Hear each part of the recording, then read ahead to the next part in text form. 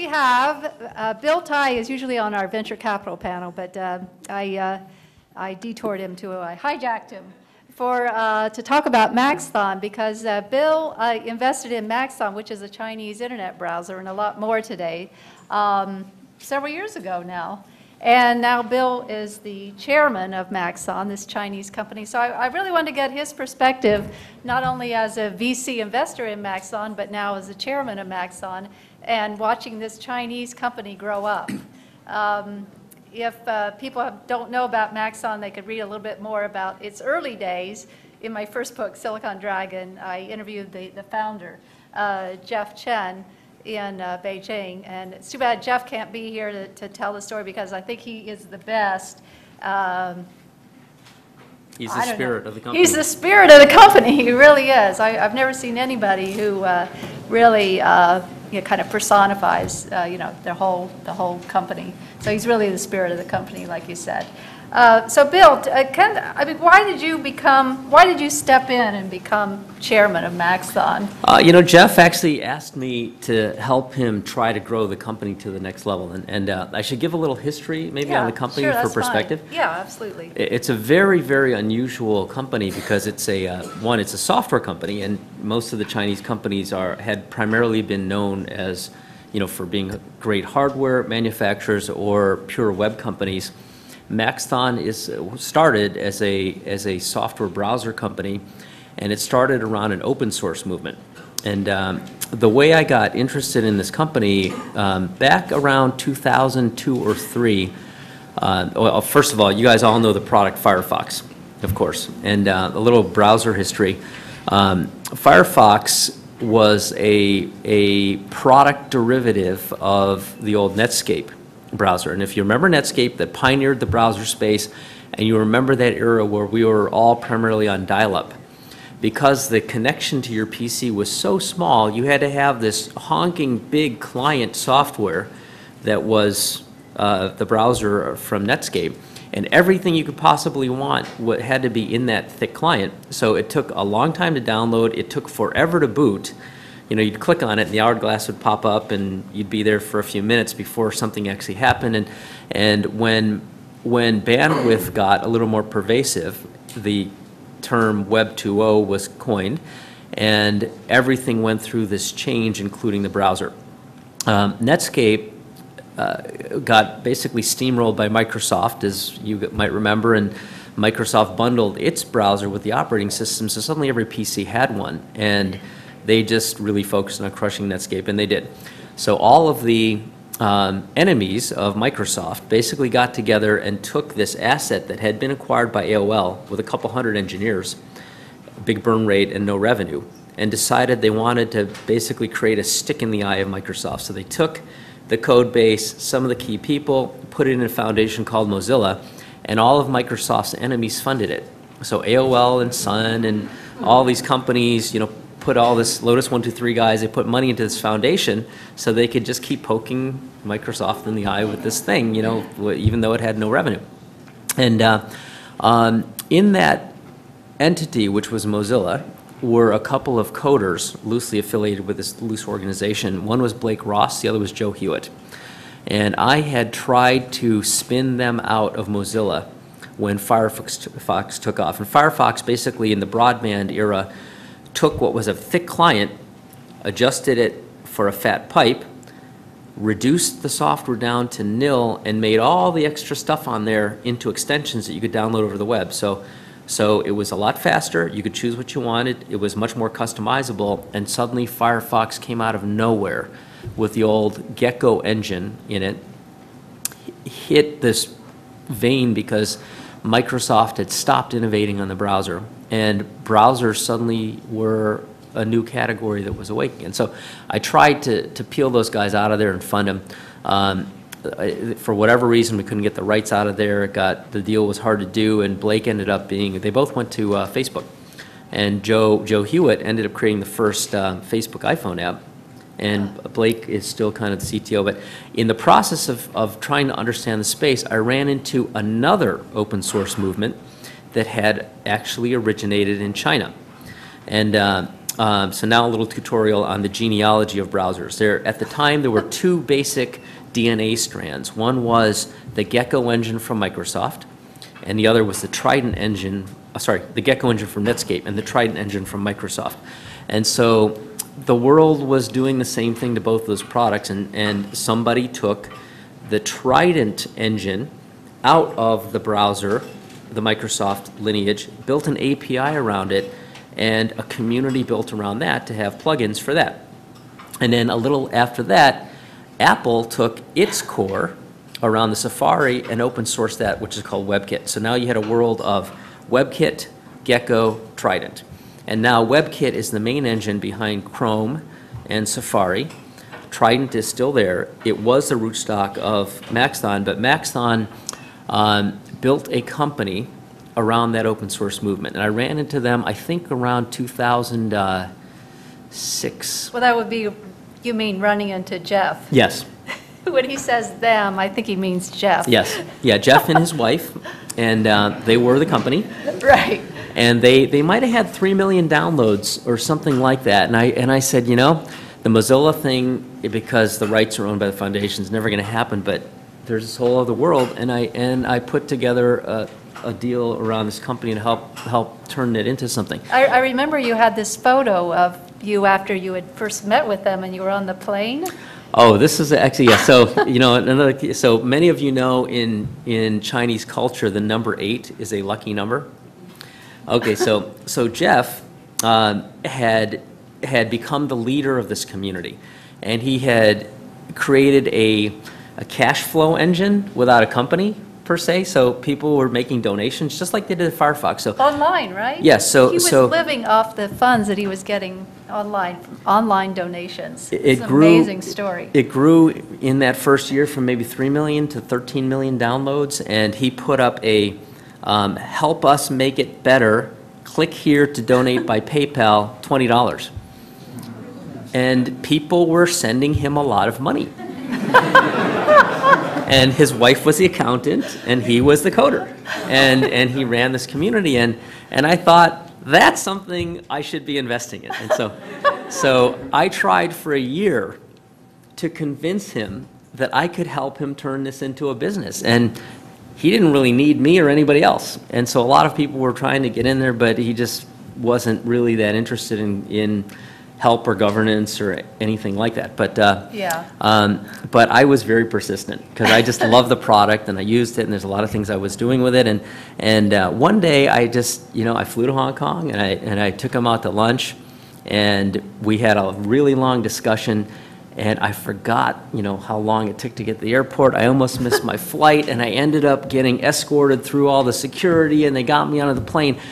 And I was looking at my boarding pass and the little stub on the ticket, and my seat number was 88A, which I was like, are there 88 rows on an airplane? Is this, do I have that? You know, and it was just such a funny picture. And my phone number, by the way, is 888-8808. There's another story of how I got that. But so here I am sitting with this boarding pass, and I took a picture with my camera phone, and I sent it to Jeff and his wife. And I think it was that moment where they decided, you know, we're going to let this guy in.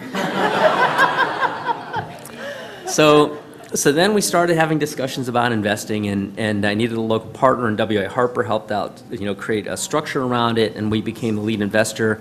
And then the company just continued to grow. So Didn't Morton Lund invest in it too? Yes, so Morton, who was the founder of Skype, the first investor in Skype. He wasn't he's the founding investor in Skype.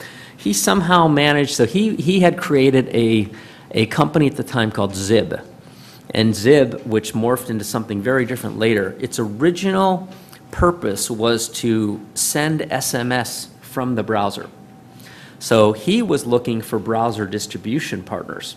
And so, of course, he finds Maxthon in that process. And because they had a real commercial relationship, Jeff let him invest $100,000. And so he was one of the very first investors. That's a real angel investment. Yes, okay, so clock forward from that period, you know, the company then, you know, it's been profitable basically every month pre its founding. and they just keep generating cash What are the downloads now? How many? 800 million, I 800 think. million. You know, cumulative downloads, and now many of those are multiple. Do people in the US use it? Yes, yeah, so. They use a Chinese browser? Yes, and they may not know it's from China, but I think there's about 60 million monthly active sessions in China, 16 million monthly active sessions elsewhere. The largest part of that is North America, but it's a very popular browser. It's got a footprint in 120 countries around the world, and there's an open source movement that allows plugins of different languages, so you can change your skin and change the languages and things like that. So the company it grew every month and year and quarter and generated more cash every month and year and quarter, and it just got bigger and bigger and bigger. And you know, I've constantly tried to help him with all kinds of recommendations and things to do, but in that kind of a mode, even though I became an investor and a board member of the company, he didn't really need me to continue to do what he did. Although, you know, we had a lot of fun doing a lot of different projects to kind of build a community and things like that. And it wasn't really until last year, a couple of things happened, or actually in the process of leading up to last year. One, there was a company that started a little bit later, actually much later than him, called Chihu. Oh, yeah. That was much more aggressive on using the browser to monetize. And So Jeff, all of a sudden, his company, his little startup becomes less of a lifestyle thing and Yes. more of a real business, right? yes, yeah. So you know, I think Maxthon had always been profitable, and so I think he was very fixated on providing a really good user experience, and didn't want to mess with that much that was commercial, because people kept sending him money, and browsers also monetize by sharing the search revenue. If you type in a search term in a browser and you end up clicking on a result, and then the search provider will bill the advertiser and give the browser company a cut. So, you know, it just continued to grow to a 280-person company with no outside funding. They've never touched my money. Wow. But yet, you know, a more aggressive company that really just wanted to monetize comes out of nowhere, goes public, and I forgot what Chihu's market cap is, but Who knows out there? it was, yeah, it was 2 to 7 billion, depending on the time. Yeah, so Jeff, who had been a pioneer in the market with a much larger footprint, sees another company suddenly worth 2 to 7 billion, depending on, you know, they've missed quarters and Chihu's been up and down and all that. But you know, and he said, you know, that's just not right. You're either not doing something right enough, or that's overvalued or something. But you know, you've been telling me this whole time that I should do more with this footprint, and you know, maybe you were right.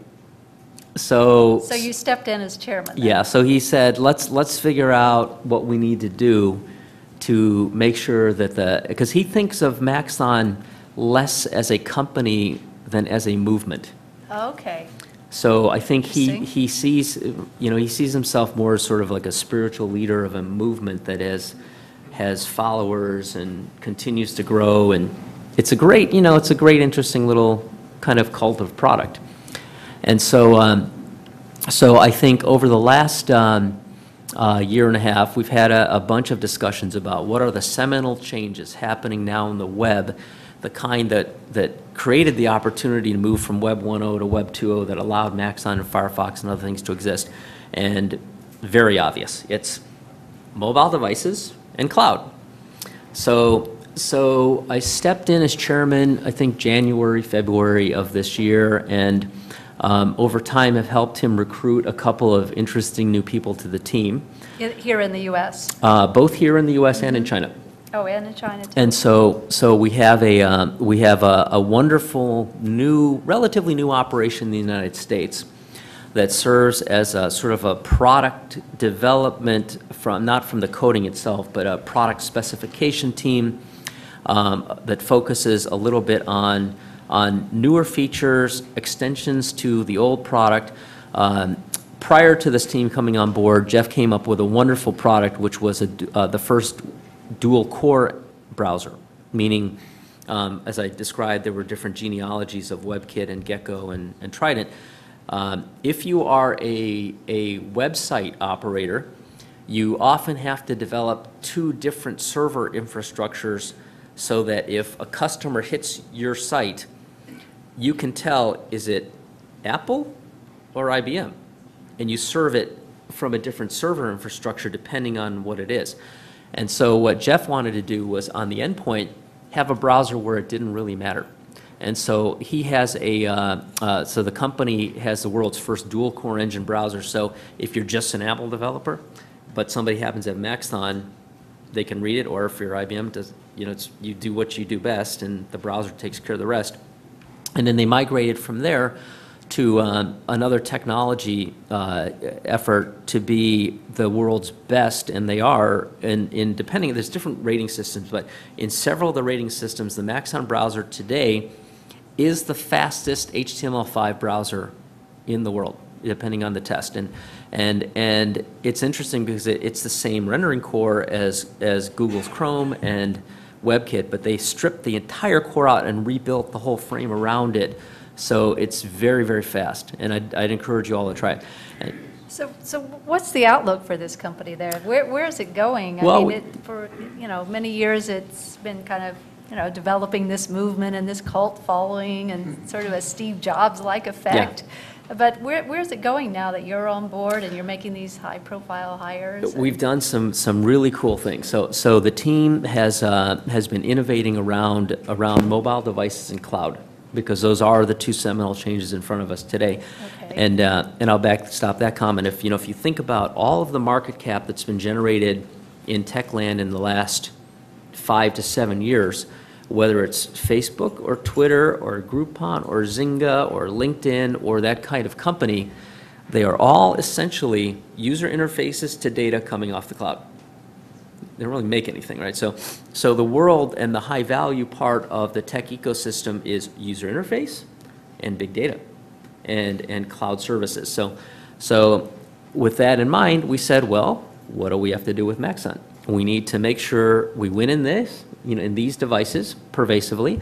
We need to have a cloud infrastructure that provides services, and we need to understand the data of our user base. So I think that's the kind of thing that we've been doing, and so we've built a stronger, broader team.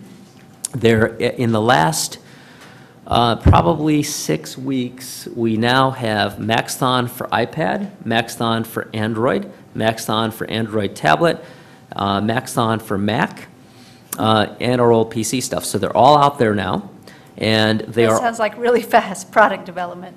Yeah, it took really it took a little while. It took the 6 or 7 months. That's what. That 6 or 7 months seems very fast. That's pretty good. These guys are good coders, Yeah, okay. and we've tied all of those different things together with a cloud service. Okay. So we have something called Maxthon Passport, that is a cloud service. So if you're used to tab browsing, one of the things that you don't get on your wonderful Safari browser on this great device is multiple windows, right? So you have to swipe them. They are different tabs, but they're physically different windows.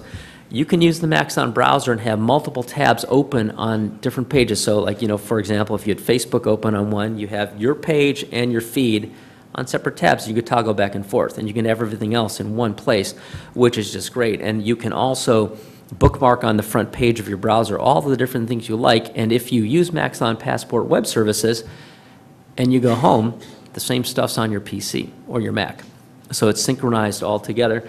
We've also developed, which will be launching in December, a set of cloud storage services that with an API will be coming on that just a bit later, but we're coming up with a developer environment, because one of the best things about the Maxthon community is the developer community. So we have coders and followers and people that help that are not actually on the payroll, that run servers for us in 20 countries. So there are people that host Maxthon download sites, just like the Firefox world.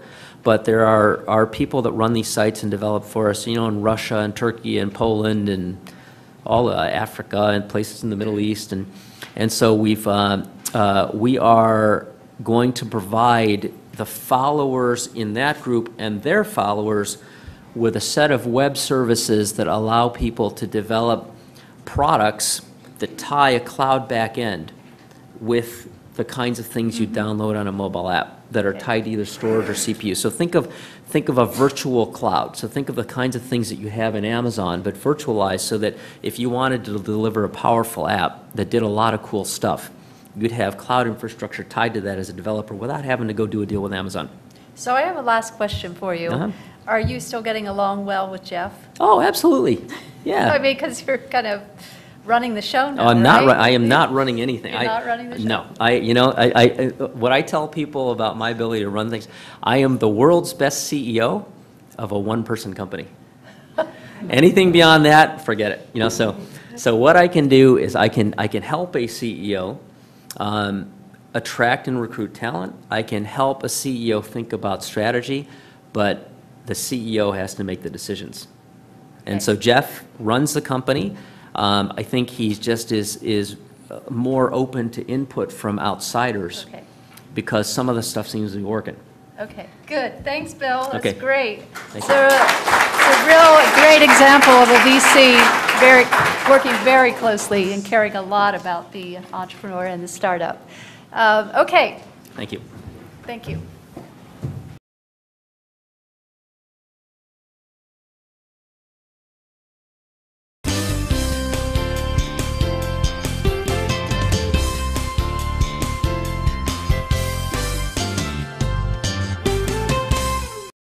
What is an innovation? I feel very confident. Found out that anyone that had a really interesting idea, usable for everybody. So finding the fit is very important. Doing things the right way. Here, new partnerships, new licensing, new investments take place. Innovation Dialogue, East meets West in Silicon Valley.